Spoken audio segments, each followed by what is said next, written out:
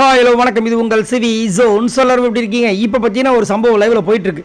அதாவது big pass வந்து ஒரு பிக் பாஸ் ஹிஸ்ட்ரியிலே ஒரு சூப்பரான ஒரு விஷயத்தை பண்ணிகிட்டு இருக்காரு. என்னென்னா கேஷுவலாக நடக்குது. கேஷுவலாக எல்லாம் சாப்பிட்டுட்டு இருக்காங்க, ஜாலியாக பேசிகிட்டு இருக்காங்க. ப்ளஸ் வந்து யாரை யார் நாமினேட் பண்ணலாம் அப்படின்னு பேசிகிட்டு இருக்கும்போது அந்த 2 பேர் யார் காரணத்தை சொல்லுங்கள், எப்படி இருக்கும்? பயங்கரமாக இருந்துச்சு. ஸோ அதில் ஒருத்தருங்க வந்து அவங்கவுங்க நாமினேஷன் சொன்னாங்க. விஜய் பார்வதி வந்துட்டு ரம்யா நாமினேட் பண்ணாங்க. ரம்யா வந்து ஆக்சுவலாக வந்து ஃபஸ்ட்டு வந்து சபரியை சொன்னாங்க, சபரின்ற பாருங்க பிரச்சனை சொன்னாங்க. ரெண்டாவது பற்றி நான் விஜய் பார்வதியை சொன்னாங்க. சபரிக்கு வந்து தனியாக தான் நான் விளையாடுவேன்னு சொல்லிட்டு இங்கே வந்து அவங்களுடைய மனைவி கூட சேர்ந்து விளையாண்டுட்ருக்காரு அப்படின்னு சொன்னாங்க. அதேமாதிரி விஜய் பார்வதிக்கு வந்துட்டு அவங்க வந்துட்டு இந்த ஆபாச குறியீடா அந்த மேட்ரு தான் சொன்னாங்கன்னு நினைக்கிறேன். இந்த மாதிரி சொன்னாங்க. அதுக்கப்புறம் விஜய் பார்வதி கேட்டாங்க, உனக்கு என்ன சொன்னாலும் அதை சொல்கிறேன், சரி பிரச்சனைக்கு என்ன ரீசன் சொன்ன சொல்லு அப்படி சொன்னால் உங்ககிட்ட நான் ஏன் சொல்லணும்னு சொல்லிட்டு அவங்களும் சொல்கிறாங்க. கானாவனத்து உள்ளே வராரு. கானாவனத்துன்னு ஏன் நீ அதை கேட்குற, அதை பிரச்சனை வந்து கேட்கட்டும், நீ ஏன் கேட்குற அப்படின்னு. இது ஓப்பன் நாமினேஷன் தானே, யார் வந்து கேட்டால் என்ன, பயப்படாமல் தைரியமாக சொல்ல வேண்டியது தானே. ஸோ இதில் இன்னொரு கொடுமைன்னா, இவர் ரம்யா கிட்ட இந்த அம்மா கேட்டால் இவருக்கே பொத்துட்டு வருதுன்னு தெரியல கானாவனத்துக்கு. இப்படியே போயிட்டுருக்கு. அதுக்கப்புறம் திடீர்னு பார்த்தா கமருதீனுக்கும் விஜய் பார்வதிக்கும் மோதல் வருது. ஏன் அப்படின்னா கமருதீனுக்கு ஏதோ ஒரு காண்டு இருக்குது. அது வந்து விஜய் பார்வதி மேலே எதுக்காக காண்டு தெரியல. ஒரு வேளை நான் இவ்வளோ பண்ணுறேன்னா எனக்கு பேர் வர மாட்டேது, ஃபுல்லாக விஜய் பார்வதிக்கு மட்டுமே வருதுன்னு நினச்சிட்டு உள்ளுக்குள்ளே ஒரு பொசசிவ்னை சந்திச்சேன். ஏன்னா நிறைய பேருக்கு வரும், 2 பேர் நல்ல எஃபர்ட் போடுறோம், ஆனால் நான் ஜொலிக்க மாட்டேன், இந்த இவர் மட்டும் ஜொலிக்கிறாருன்னு சொல்லிட்டு அந்த ஒரு விஷயம் வரும். அந்த மாதிரி ஒரு பொசசிவ்னை சந்திச்சான்னு தெரியல. திடீர்னு பார்த்தா நல்லா சந்தோஷமாக இருக்கார்.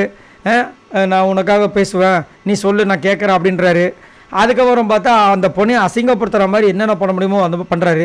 இப்போ கூட பார்த்தீங்கன்னா தேவையில்லாமல் காலையில் வந்துட்டு விஜய் பார்வதி அந்த லிவிங் ஏரியாவில் எஃப்ஜே இருக்கும்போது டீம் கிட்ட சொல்லியிருப்பாங்க, நான் ஏதாவது தப்பு பண்ணுறதுனா முன்னாடி என்கிட்ட சொல்லிவிடுங்க, நான் திருத்திக்கிறேன்ற மாதிரி ஒரு விஷயம் சொல்லியிருப்பாங்க. அதை எடுத்து நீங்கள் சொல்கிறாரு, அது எப்படி நாமினேஷன்ஸுக்கு முன்னாடி வந்து நீ சொல்கிற அப்படின்னு. உடனே அவங்க ஒரே ஒரு வார்த்தை சொன்னாங்க, எப்பா கமருதீன் வந்து குமரனா மாறும்போது பாரு வந்து பார்வதியாக மாறக்கூடாதா அப்படின்னு. ஒன்று எல்லோரும் சிரிச்சிட்டாங்க, ஒரு கசிங்கமாகிடுச்சு. உடனே என்ன பண்ணுற டப்புன்னு பானபத்திரம் ஓனாண்டின்னு கூட தான் காலையில் சொன்னேன்ட்டார். பக்கத்தில் வேறு விக்ரம் வேறு இருக்கார். பானபத்திரம் ஓனாண்டி சொல்லிவிட்டு டப்புன்னு வந்துட்டு தெரியாமல் சொல்லிட்டேன்ற, அது தப்பு இல்லையான்ட்டார். அவர் அங்கேருந்து பார்க்குறேன், ஏன்டா டே நான் பாடு சிவன் எனக்கு உங்கள் போதைக்கு நான் ஊருக்காவான்ற மாதிரி அவர் பார்க்குறாரு அங்கேருந்து. உடனே இவங்க சொல்லிட்டாங்க, கிளாரிஃபை பண்ணிட்டாங்க, பாரு நான் எதுவும் சொல்லலை, அவன் தான் வந்து கோத்து விட்டுட்டுருக்கான், என்னையும் நம்பி என்னையும் என்கிட்ட வந்து தப்பாக நினச்சிக்காது, என்கிட்ட சண்டைக்கு வராதுன்னு. ஏம்மா நீங்கள் 2 பேர் பேசிக்கிறீங்க, என்னையம்மா கேட்குறீங்கன்னு அவர் தலையில் கை வச்சாடா, போங்கடா நீங்களும் உங்கள் சண்டையும் அப்படின்ற மாதிரி இருந்தது. செம சிரிப்பு எனக்கு. அதுக்கப்புறம் வந்துட்டு விடுங்க ப்ரோ, என்ன நீங்கள் வந்துட்டு என்ன வேணாலும் அம்பு குத்துங்க, நான் வாங்கிக்கிறேன், அப்பா எல்லாருமே மறந்துடாதீங்கப்பா, குமரன்ற கமருதீனை மறந்துடாதீங்கன்ற போது சொல்லும்போது அவர் சொல்கிறாரு அங்கேருந்து, எவ்வளோ வன்மம் பாருங்கள் கமருதீனுக்கு. இல்லை என்னை யாரும் மறக்க மாட்டாங்க, எப்போ உன் கூட சுற்றுறனோ அப்போ வந்து உலகமே மறக்காதான். ஆமாம், இவர் வந்துட்டு பெரிய தியாகி. 2 பேருமே பார்த்தீங்கன்னா கேவலமாக பண்ணி தான் வந்து ஃபேமஸ் ஆகிட்டாங்க. இதில் வந்துட்டு இவர் வந்து அவங்க குறை சொல்கிறாங்களாம், நீங்கள் பண்ணது பூரா அந்த பொண்ணாவது ஏதோ அதாவது இந்த டபுள் மீனிங்கில் மாட்டிச்சு. இவர் திவாகரை வந்து எவ்வளவுக்கு கேவலமாக வந்துட்டு அவர் அசிங்கப்படுத்தணும் மூலமாக பாடி ஷேமிங் அவ்வளவும் பண்ணியிருக்காரு.